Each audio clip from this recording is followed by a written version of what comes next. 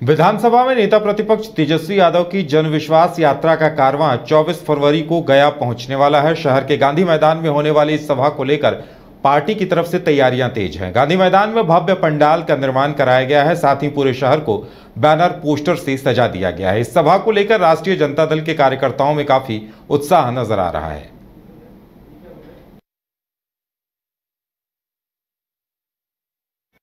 तेजस्वी जी जनविश्वास यात्रा को पूरे बिहार का भ्रमण कर रहे हैं और जनविश्वास यात्रा कल आज औरंगाबाद में समाप्त होगा। औरंगाबाद से आज गया में आवेंगे और कल गया गांधी मैदान में शिरकत करेंगे और कल ही नवादा और जहानाबाद में भी प्रोग्राम अटेंड करेंगे।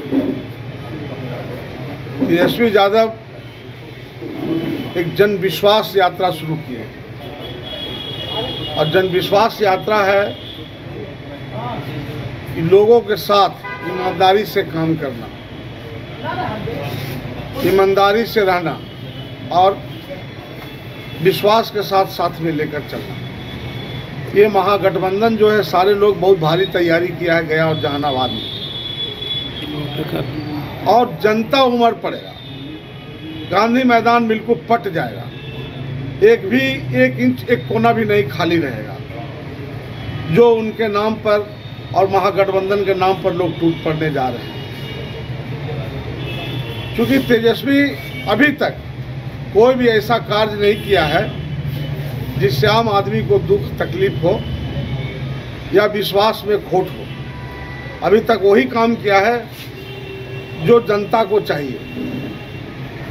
जितने नेता थे सीवान में तेजस्वी यादव की जनविश्वास यात्रा में शहाबुद्दीन का शूटर नजर आया था। अब इसे लेकर बिहार की सियासत गर्म है। बीजेपी ने इसे लेकर तेजस्वी यादव पर निशाना साधा है। बीजेपी प्रवक्ता कुंतल कृष्ण ने कहा कि आरजेडी का मतलब गुंडे माफियाओं की पार्टी है। तेजस्वी यादव जनविश्वास यात्रा पे निकले हैं और उनकी यात्रा में उनके साथ कौन कौन है? शहाबुद्दीन का कुख्यात शूटर उनके साथ सिवान में उनकी यात्रा में शामिल हैं।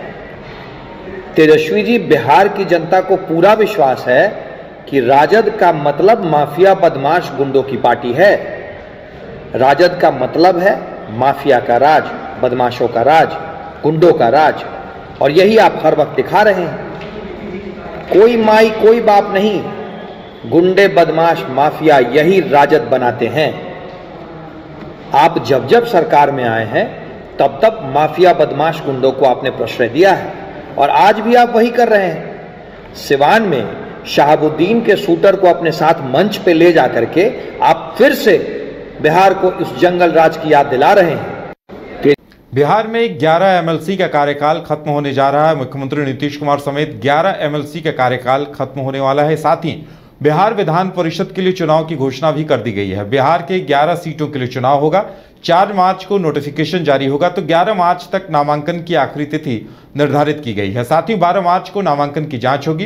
बिहार विधान परिषद के इन खाली सीटों के लिए 21 मार्च को चुनाव होगा और 21 मार्च की शाम में ही परिणामों की घोषणा होगी। खाली हो रही इन सीटों में जेडीयू से 4, बीजेपी से 3, आरजेडी से 2, कांग्रेस से 1 और हम से 1 सीट खाली हो रही है। अब बड़ी खबर राजधानी पटना से है, जहां पटना पुलिस ने मानव तस्करी के बड़े रैकेट का खुलासा किया है। पुलिस ने इस मामले में 4 महिला समेत 10 लोगों को गिरफ्तार किया है। गिरफ्तार लोगों में एक होम्योपैथ डॉक्टर और नर्स भी शामिल है। मिली जानकारी के अनुसार 2 नवजात शिशुओं की तस्करी कर उन्हें ले जाया जा रहा था, लेकिन खगौल थाने की पुलिस को तस्करों के बारे में कुछ इनपुट मिला और उसके आधार पर छापेमारी की गई। इसके बाद पुलिस ने कार्रवाई करते हुए तस्करों के बड़े नेटवर्क को खंगाला है। फिलहाल गिरफ्तार लोगों से पूछताछ के आधार पर पुलिस मामले में आगे की छानबीन में जुट गई है। जो लाइनर्स इन्वॉल्व थे, ड्राइवर्स इन्वॉल्व थे और हॉस्पिटल स्टाफ इन्वॉल्व था। टोटल 10 गिरफ्तारी इसमें की गई है। इसमें जो मेन अक्यूज्ड हैं, जो सबसे पहले एक डॉक्टर, जैसे आपको बताया कि डॉक्टर परमानंद यादव, जिनका हॉस्पिटल चलता है मणिपाल हॉस्पिटल बाईपास में, उनको गिरफ्तार किया गया है। उसके अलावा इसमें डॉक्टर नवीन जो अभी फरार हैं, उन्हें भी जल्दी गिरफ्तार किया जाएगा। ये दोनों इस गिरोह के मास्टरमाइंड अभी तक प्रतीत होते हैं और हमारे पास एविडेंस भी इसमें मिला है, क्योंकि इसमें पैसे का एक्सचेंज हुआ है।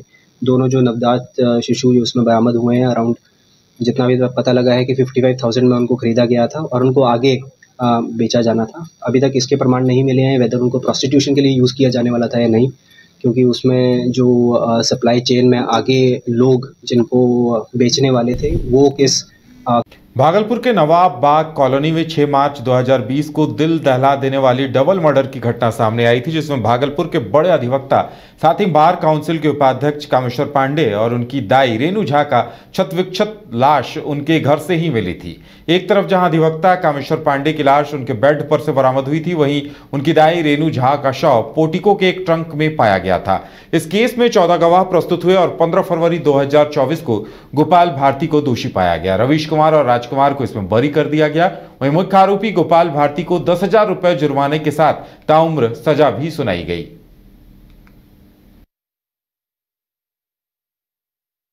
जानकारी मिली और उसने देखा कि उनके जो मालिक हैं श्री कामेश्वर पांडे जी, उनका छत विछत लाश वहाँ उनके बेड पर पड़ा हुआ था। और फिर जो है उसने खबर किया उनके रिलेटिव को, सारे रिलेटिव लोग उनके आए, वो रिलेटिव लोग आए, सब ने देखा। फिर जो हुआ कि दाई कहाँ है, पुलिस आई और पुलिस सब ने खोजबीन जारी किया तो रेणु झा जो उनकी दाई थी उसका लाश जो है वहीं उनके जो नीचे पोर्टिको है उस पोर्टिको में एक ड्राम था, ड्राम में उसका पूरा लाश बांध बोध के मोड़ मार के डाला हुआ था। वहाँ से उसको प्राप्त किया, तब छानबीन शुरू हुआ। इस मामले में सबसे पहले जो है 7 तारीख को, 6 तारीख को घटना की जानकारी हुई थी और 7 तारीख को सबसे पहले इस मामले में एक अज्ञात अपराध।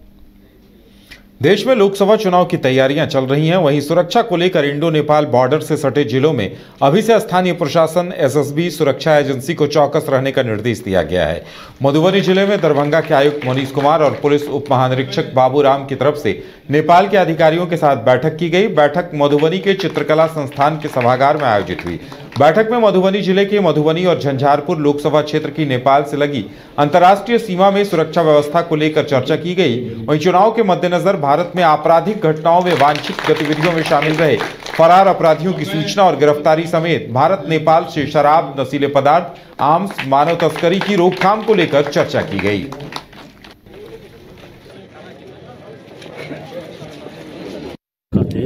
म्यूचुअल अंडरस्टैंडिंग करते हैं, यही बात है। अभी जो डीएम साहब बोला है उसमें हमारी तरफ से भी सहमत हुआ है। बहुत सौहार्द वातावरण में ये मीटिंग इंडो नेपाल एक क्वार्टरली मीटिंग होती है बॉर्डर जिलों की। तो आज इंडियन साइड से मधुबनी जिला के तरफ से सभी अधिकारीगण और हमारे नेपाली डेलीगेशन सीडीओ धनुषा के नेतृत्व में धनुषा, सप्तरी, महोत्तरी और सिरहा जिलों के सभी सीडीओ, एसपी साहब और सभी अन्य अधिकारियों ने भाग लिया इस बैठक में। सभी जो क्रॉस बॉर्डर इश्यूज़ होते हैं, जैसे बिहार में लिखित बैन है उसके संबंध में चर्चा हुई और इलीगल ह्यूमन ट्रैफिकिंग या इलीगल आर्म्स, इन सब का जो मूवमेंट होता है, ड्रग्स का मूवमेंट, तो अन्य प्रकार के जो क्रिमिनल्स एक दूसरे के तरफ से आके क्राइम करके जाते हैं उसके बारे में सूचनाओं का आदान प्रदान किया गया।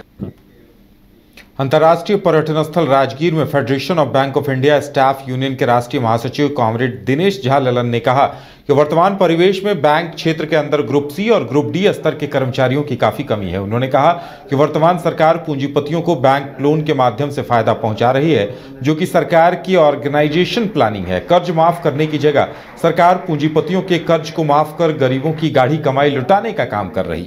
वहीं बिहार राज्य federation of bank staff union के महासचिव कुमार प्रफुल्ल पटेल ने कहा कि हमारी लड़ाई निजीकरण के खिलाफ और राष्ट्रीयकरण को बचाने की है। और इन्होंने फैसला लिया है कि आपको कॉर्पोरेट बेसिस है, यानी पूरे देश में पूंजीपति व्यवस्था लागू हो जाए और सामंतशाही लोगों का कब्जा हो जाए, तो आप समझिए ना कि देश कहाँ जाएगा, क्या होगा उन लोगों का। हम लोग लड़ाई लड़ रहे हैं उस सब स्टाफ की बहाली के लिए, क्लर्कों की बहाली के लिए, कम होते ब्रांचेस के लिए, निजीकरण के लिए और आदि तमाम मुद्दे को हम लड़ रहे हैं। चेतावनी की हड़ताल कर दी जाएगी। चेतावनी तो जैसा हमारे फेडरेशन के महासचिव ने आपको बताया ही, स्टाफ यूनियंस की राष्ट्रीय कार्यकारिणी समिति की बैठक राजगीर में संपन्न हुई। इस बैठक में हम लोगों ने बैंक ऑफ इंडिया के अंदर कर्मचारियों की भर्ती की मांग, शाखाओं।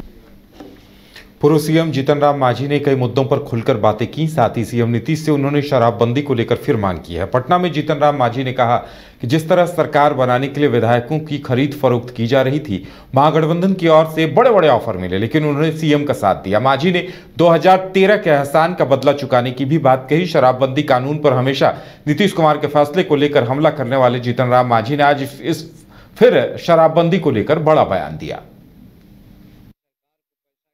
है। तो उन्होंने शराबबंदी पर सर आपने कहा कि जिद छोड़े मुख्यमंत्री जी। हम भी कहना चाहते हैं शराबबंदी पर जिद जो किए हुए हैं वो गलत है।